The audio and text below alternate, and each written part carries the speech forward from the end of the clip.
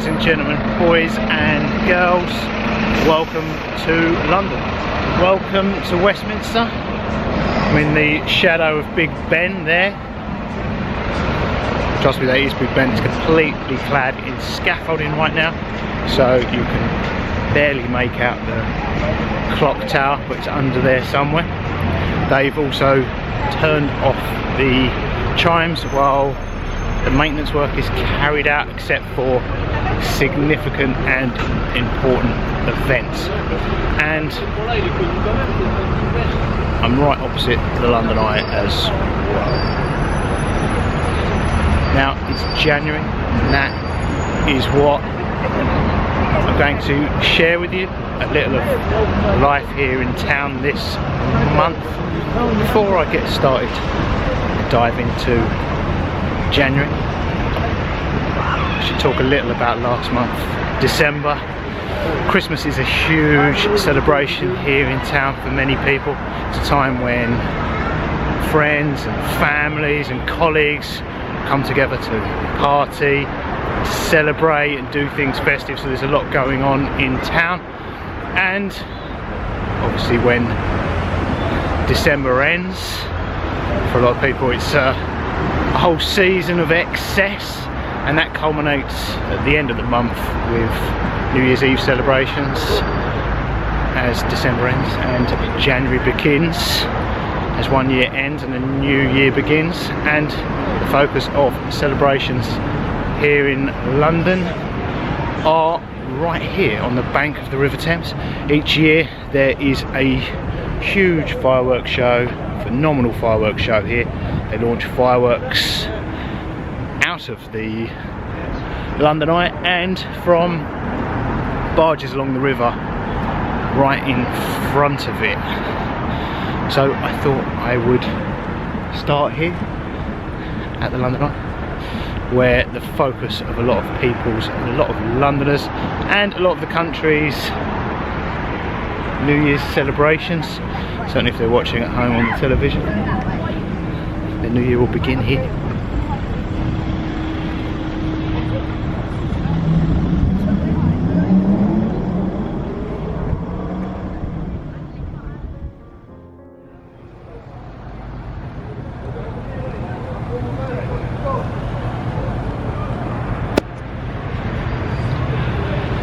Okay, I guess as us Brits are obsessed by the weather, I should talk a little about the weather.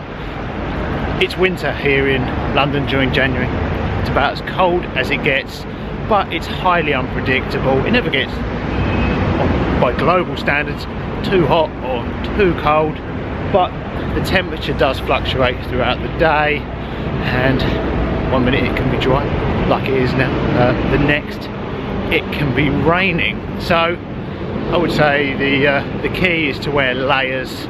So if the temperature picks up a little bit, you can take some off, and if the temperature drops, you can put them back on. If it rains a little bit, a waterproof coat will be fine. If it rains a lot, an umbrella might come in handy. However, if it's windy and raining, it'll probably prove useless. But if it is windy and rainy, you can always wait out the foul weather in one of London's very many coffee shops or pubs. And even though it's not raining or windy, that's where I'm headed to now. One of London's a great, it's not a coffee shop, it's a great spot to get coffee, however, and something to eat. And then maybe one of London's traditional pubs, a more traditional boozer, in a very central location just around the corner from here, opposite Trafalgar Square. So let's head up the road to Trafalgar Square, and I'll show you two spots that you would think would be very much on the tourist trail, but they're kind of hidden gems, believe it or not. So let's head up there.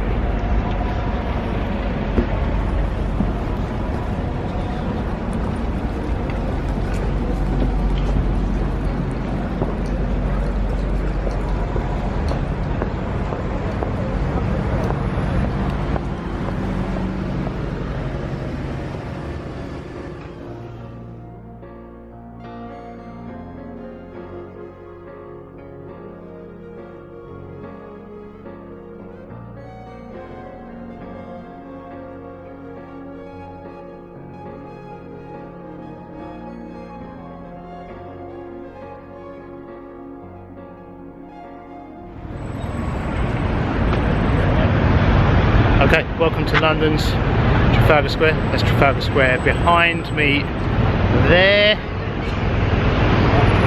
Just about make out Big Ben where we started there, cloudy and scaffolding. If you've ever wondered where the centre of London is on signposts, it's right here. There is a plaque just there. That is, when you see signposts telling you how many miles it is to London, it's to that point there, just opposite Trafalgar Square. Now, there's a church, St Martin's-on-the-Field Church, just there on the edge of Trafalgar Square, which has a crypt beneath it. Phenomenal architecture, and like many of London's church crypts, it's been turned into a cafe. So I'm going to head down there and get a coffee. They sell food as well. And then right next to the church is a pub, the Chandos. So once I've had a coffee, I'm going to head into the pub next door and see if I can't get something to eat and to drink.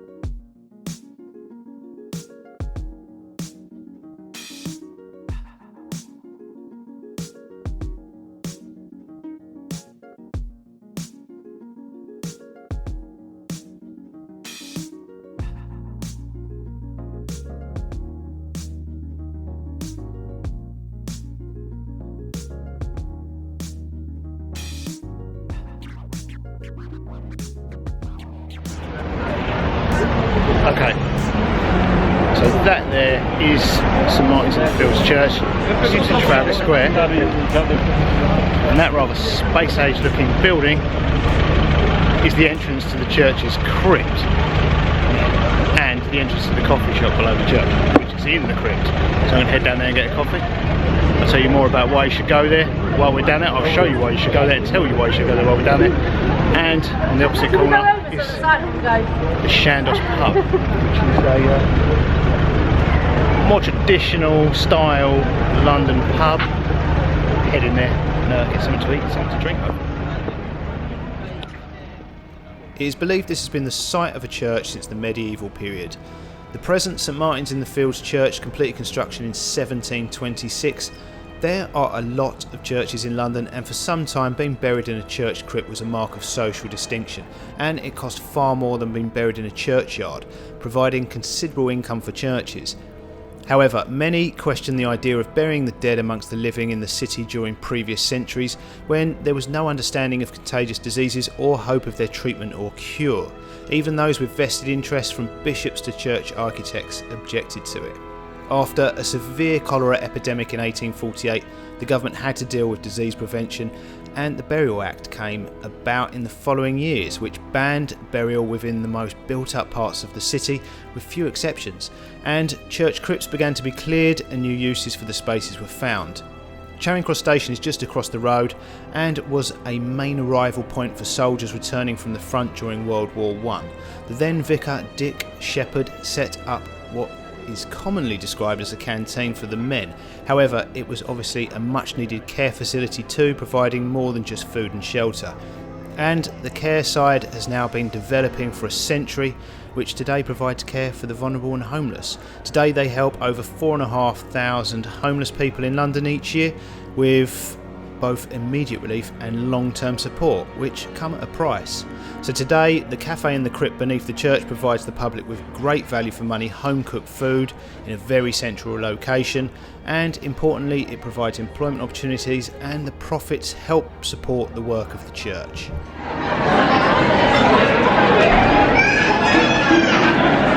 Okay, Cafe in the Crypt is a phenomenal location.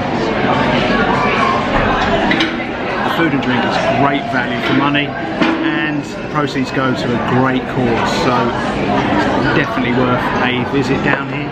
For the architecture alone, food and drinks, a bonus.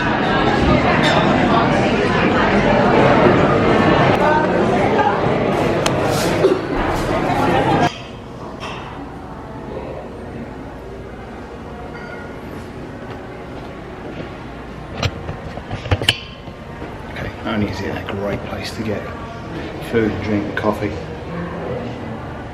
Look at the phenomenal architecture. There's also some historic monuments and tombs down here. One of which is a 5-foot life-size statue of London's first pearly king.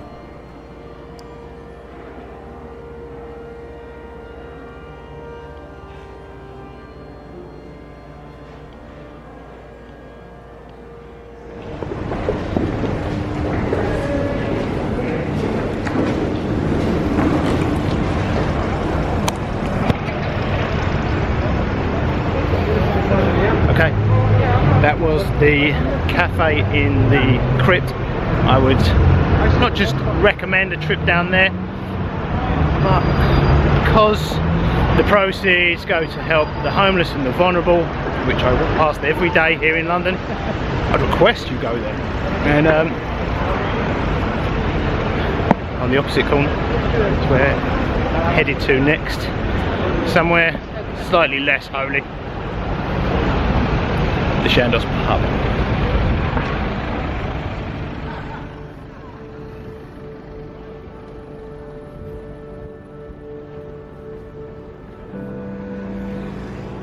Samuel Smith's is a brewery here in England in North Yorkshire, and the Chandos is one of their pubs, so they only serve Samuel Smith's drinks. So as they brew their own drinks, it makes it phenomenal value for money, especially here in London. They have a few pubs here in London, although most of their pubs are in the north of England. They're all lovely, traditional, well looked after Victorian style pubs. No music, no television, so they are a great place to come for a drink and a chat, and they all serve phenomenal food too.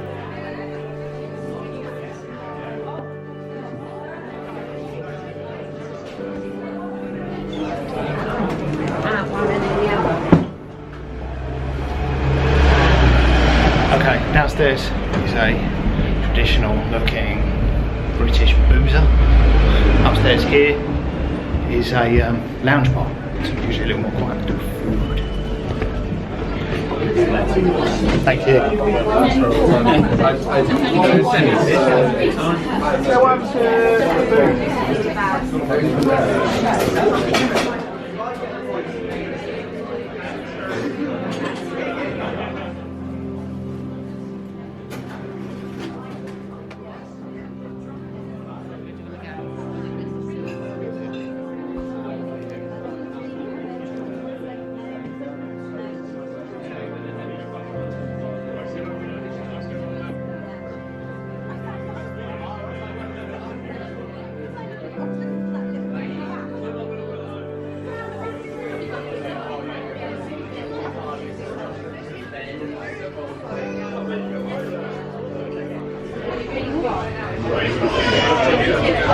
The food up here looks amazing, it smells phenomenal. They serve British pub classics as they brew their own drinks. It's great value for money.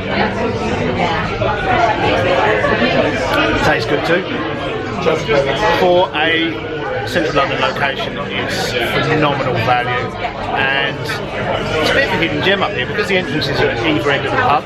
Most people walk into the bar downstairs, they don't see the entrances to the lounge bar up here, so it's always busy, but it's a bit of a hidden gem.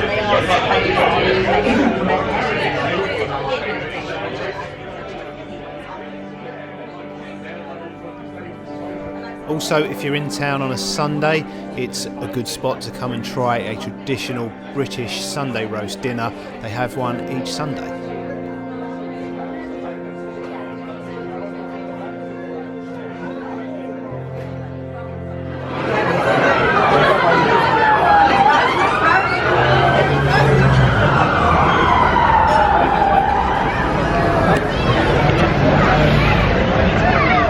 Okay guys, I hope you enjoyed this look at Westminster and our visit to the cafe in the Crypt below St Martin's in the Fields Church, which I would request you go to, and the Chandos pub, which I would definitely recommend. So I'll see you guys at an event a little later in the month.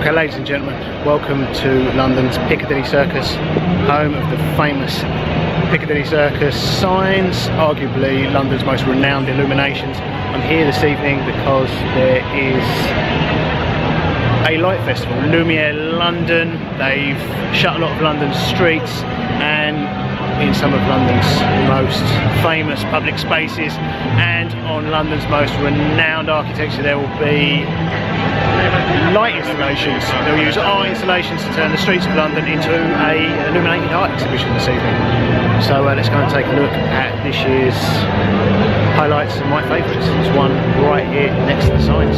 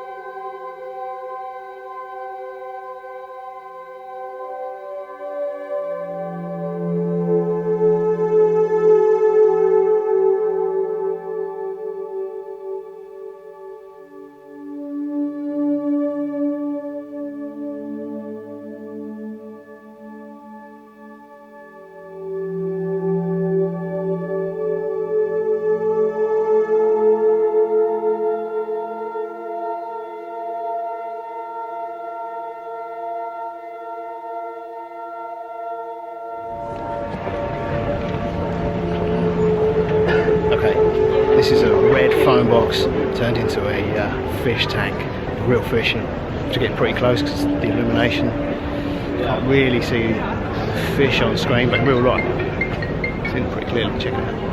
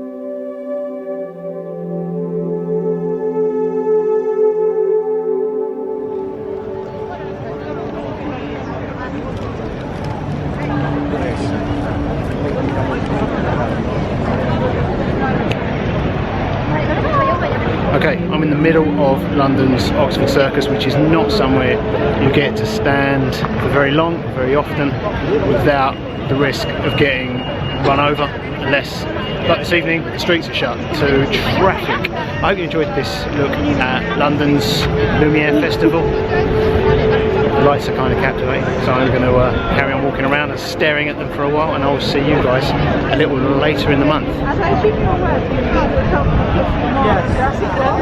It's very convenient. It's much more helpful.